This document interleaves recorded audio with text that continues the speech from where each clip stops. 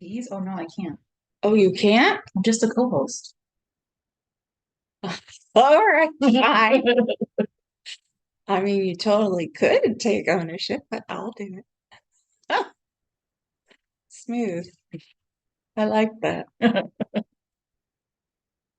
it is. Okay. Are you comfortable? Yeah. Do I need to scoot in a little bit?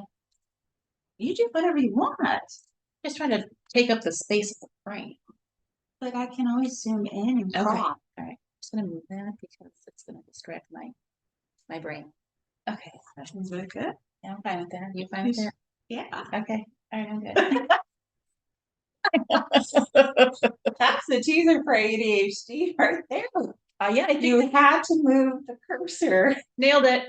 out of the way. Yeah. Otherwise, we couldn't record. Moving on from that, today we're talking about ADHD. Welcome to, did we agree on regulated-ish or just regulish or Regulated-ish, I think, is where we landed because we're making a good solid effort, but we're not always landing it, and that's all right. Yeah, that is true. I have to practice how to pronounce that. Yeah. Regulated-ish. I'll make it some merch, so the more you see it, the more it'll sink in. Yeah, that'll be good. Okay. Mhm. So welcome to that word that I can't say right now. Two moms, two cities, same frequency. Today, mental illness is a choice and a sign of weakness. Ugh, this persistent myth suggests that individuals can simply snap out of it, or that their struggles are due to a lack of willpower. I hate this one because it leads to self-blame, shame, and a reluctance to seek help, as many fear being perceived as weak or unable to cope. I don't know what's happening. Oh, technology, right? It heats me. I don't know why. I always blame it on the metal plate in my head, but I know that it's not really there, so it's not really something that we can blame it today.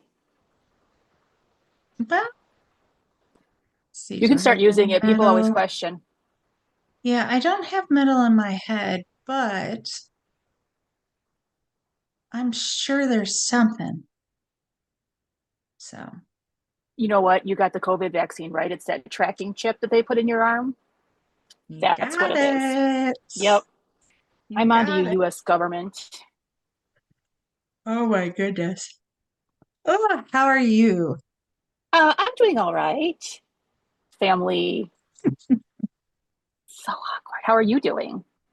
Well, for some reason, I'm very tired today, and I don't know why. It's like I can't wake up, which is really annoying. Oh, I didn't sleep last night like at all. Like I was waking up every hour, so I already went back to sleep after I got the kids to school. I laid down from like I don't know 8:45 until about 10:30, and I Good have for you. found that carving that out for me has helped so much with like everything because I'm like I need to be not a crabby bitch. So this is working Helps, out very yeah. well. I figured out what's working and I'm gonna go with it. I'm not gonna shame myself for taking a morning nap. No, absolutely not, especially if you're not sleeping well at night. Yeah, babies take naps Honestly, all the time and no one makes them feel bad about it. no, they don't. And Yeah. everything I've been reading about perimenopause, you should be allowed to have lots of breaks, lots of naps. It's Lots of wine, lots of whatever external dopamine you can get your hands on. agreed. Yeah. Absolutely. I did start an estrogen supplement for my perimenopause symptoms, and it was like night and day. It is so much better. Like Good those for hot you. flashes that I was getting that were like full body, like prickly heat hot Hmm. flashes, gone within 2 days of starting it. I was like, man, I should have done this months ago. I don't know why we force ourselves to just kind of norm being in pain or norm being uncomfortable. Like it's okay when if Mm-hmm. it was a dude, they would be in the Oh, emergency room. you're right. And you know what? I think part of the problem was is I didn't figured out. Like I let it go a little bit longer because I figured it was just like my body settling itself after my hysterectomy. So I was like, oh, this Mhm. will taper out, but it didn't. And I didn't even know about perimenopause until like a year and a half ago when I was fully in the thick of it. I was like, Mm. why does nobody warn you about this? Exactly. Why don't we talk about it? But Yeah, my gyno told me she only took like one class on hormones in her fellowship. Like they don't still to this day talk that's about not part of the like, hormones oh, or like anything. that's crazy because you'd think like hairdressers and stuff have to go through like continuing education. Like you'd think that I would hope that doctors have some sort of similar They program. have continuing education, but the research on hormones isn't there. So the Isn't there. education piece isn't there. Yeah, I mean, that's rough. So they got to like find out what their own personal interests are to like really get into that. I was talking to my therapist about something similar last week, and I told her I was like, we were talking about uh the research is just not into women's health like it is into men's health. I was like, No. for years and years, crash test dummies were only modeled after men. I says, do you realize that it wasn't in the last like 10 years or so that they started testing Mhm. menstrual products with actual blood? And she went, oh my God, no. Yeah, because we aren't important apparently. No, no, they didn't even, all the side effects for drugs, they didn't start testing the side effects on women until the 1990s. I know, and it's so ridiculous. Like It's like, we are here, how birth control does to me? right? Yeah, like you Who kind do of you know test how that it on? works, right? But it's not. We don't really know what it does. We know that it works, but we don't know the long term effects of what it does. No, no, because we Yeah, don't test on women and we put all our money into Viagra, though. Drives me yeah. batty. Let Oh my let's not worry God. about women's stuff, but men's boners high priority. It is a high priority. Oh my God. And most men, if you ask them, they would be shocked and they would advocate for women to have more information and more testing done. Yeah, I agree with that. Like it goes to that. Not all men, because Not there's that all. subset There's a that would be subset, like, but a lot yeah, of men our age and younger would have no well, clue yeah, and would yeah. want us to have the same access. They probably have no clue in the sense that the same people doing the work in the development and the research is just not like, oh, women exist too. Like we should worry about them, as opposed to like it's more of a centered sort of thing as like, how does it affect me? And there's just not enough women Hmm. in STEM No, there to go isn't like, enough hey, women in how STEM. is this working for me? Yeah, absolutely. Yeah. If we're not in the rooms, then our questions don't get asked Right. Like if or there's not even a acknowledged. right, and or they don't get answered if they're not being asked by the right person, because No. not many men will be like, you know what? I got three sisters. How is this going to affect them if they get to come a head-on car crash? Like they're littler than me, but I guess it'll be fine. Yeah, it's just not Yeah, that next level thinking. Drives yeah, me batty. right. Same, But I mean, same they don't girl. even have a good test for hormones. Um, yeah, because when I went to the doctor and I was talking about like I'm having these hot flashes, this all these things are happening. He's like, all right, we'll run a panel for hormones. And he comes back, he's like, well, you're not in menopause. I was like, I didn't think I was, but I'm in that like 10 to 15-year age gap leading up to that where I just feel like I'm going crazy. He's like, you've got symptoms, we'll start treating you. I'm not going to argue that, but we're not going to go in whole hog like we would if your hormone panel was showing you're in menopause. So I was like, all right, we can do half hog, a little tiny piglet. I'm okay with that.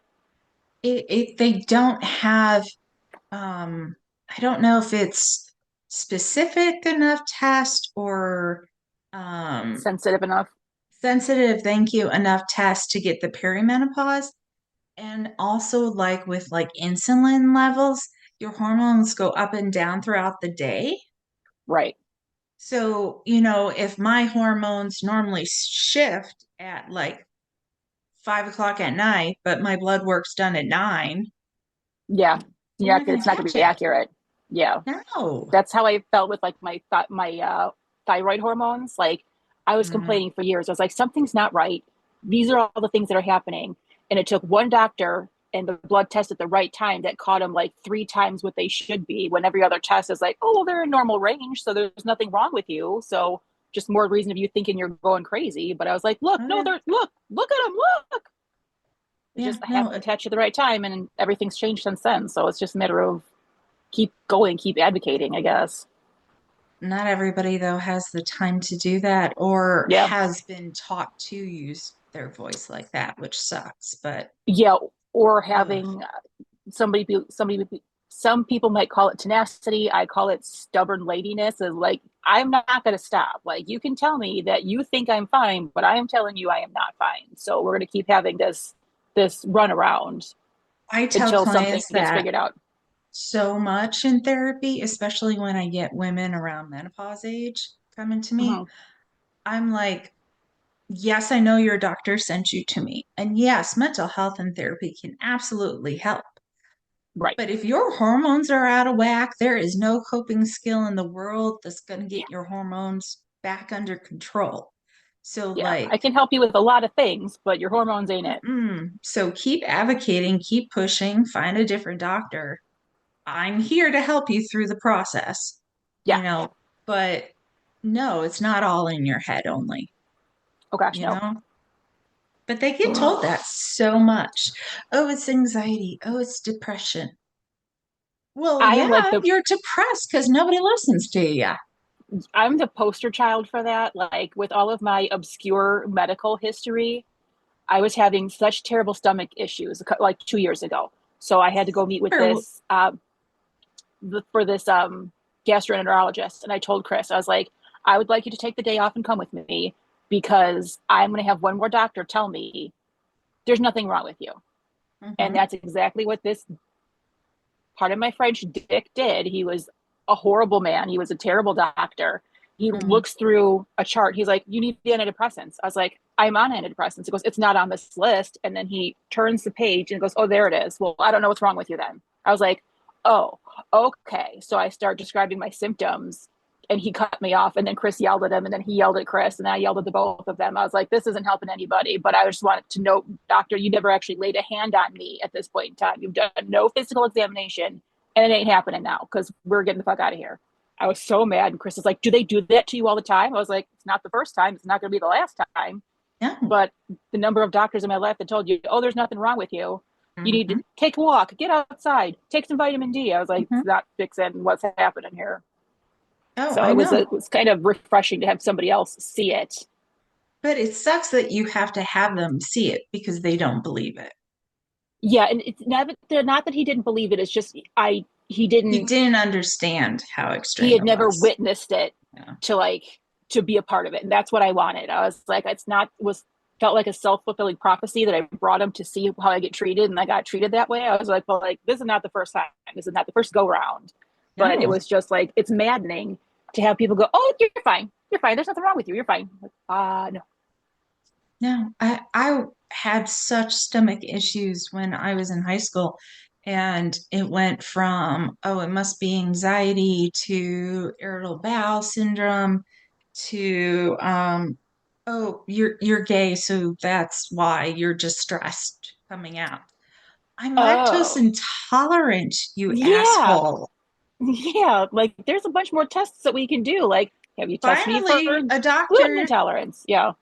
tested me because I said, well, my grandmother's always sick, but that's because she's not supposed to eat ice cream. And the doctor was like, why can't she eat ice cream? I'm like, because she's lactose intolerant. And they gave me the test. Shockers. I'm not anorexic. I wasn't anxious. It's not because I'm stressed because I'm gay. I'm lactose intolerant. Why Yeah. didn't we think of that one sooner? That's a pretty common cause for stomach issues. Because I was a teenage girl in the 90s. Yeah. And Yeah. teenage girls, it must be anorexia, it must be stress, it must be anxiety. Or you're being bullied and you don't want to talk about it. It's just like, here's something we can very easily write off of. I don't know what's wrong with you, so I'm just going to say, you're fine, and then get Yeah, you out of my office. Yeah. yeah, yeah. Oh, I thank goodness know. our daughters don't have to go through that, because we already did it. I hope they don't have to. I don't At the know. very Sometimes I worry. at the very least, I feel like I anyway am more open about advocating for yourself, and my daughter has been being taught how to actively do it. I'm like, it's not going to feel comfortable or easy to do it, but it's important that you stand up for what you need and say what you need. So with her Yeah. anxiety diagnosis, we've been teaching her how to like voice, I'm very overwhelmed right now. I need a few minutes by myself. I leave me alone. I says, if you tell the teacher, it's like, hey, I'm feeling very overwhelmed. May I have a bathroom pass to go and collect myself? But if you explain to them what's going on, they're more likely to go along with the program instead of just you wanting to go to the bathroom. Well, you've already been to the bathroom twice this week. No, you go to the bathroom in another person's class. It's like, you got to have to actually be honest and say, this is what I need because this is why I need it. So she's been good about it. And Good like, for that's her. something I had to teach myself as an adult. So I'm teaching her that now at 12. Oh no, I had to do that forever for Alex when he got diagnosed with ADHD and dyslexia. We got him a 504 plan, and I can't tell you how many teachers would be like, "You have a 504 plan? What do you mean you need accommodations?" Had he not How does spoken up, so many would not have seen it until like halfway through the year when they caught up on paperwork. that's ridiculous. I feel like that's high priority, red flag. Here's this stack of students with these things. So when they tell you, don't be shocked. That's ridiculous. I there are I don't blame them though, because they're so overworked, overwhelmed, and Well, they're, yeah, so, but it is annoying when, like, just my son just started high school, and his one teacher was giving him attitude about taking slow notes or something like that. And Alex is like, I take them a certain way. I'm dyslexic and I have ADHD, and so I need extra time. And she looked at him shocked. She had no clue. that's almost like the teachers needing to learn their own methodology of handling their course load. Like if these kids are expected to figure out how it works best for them, I feel like the teachers should be held to those same standards. So I mean, if that means that they need to like, oh hey, it's the first day of school tomorrow, let's check which kids have 504s or IEPs so that I'm not shocked by Mm-hmm. this information like a whole quarter into the year. Hang on, I gotta turn this thing off real fast. Thanks for joining us as we opened up about our health journeys. Want to shift your mood fast? Notice one thing you can be grateful for in this exact moment. Hold it in your mind as you breathe in and imagine sharing it as you breathe out. Gratitude activates the brain circuits linked to safety and connection. That's your 30-second joy anchor and your micro healing moment. Small steps create big shifts. Thanks for hanging out with me today. Remember, it's okay not to feel okay, and it's normal to feel overwhelmed sometimes. It's just your body trying to protect you, your nervous system doing what it does to try and keep you safe. However, if you're looking for more ways to feel calm and grounded, check out my app, Mind Circuit. It's on both Android and iPhones. And if you got a question you'd love me to unpack or one of my guests to come back, send the question my way, the episode suggestion my way, or the guest that you would like to see again. And quick little disclaimer. Yes, I'm a licensed therapist, but this podcast is for education. This is not a personal therapy session right now. The ideas I share with you are tools that can be tried by anyone, like the ones in my Mind Circuit app, but they don't replace working with your own therapist, coach, healer. And if you're ever in crisis, please call 988, text 988, or your local emergency number right away.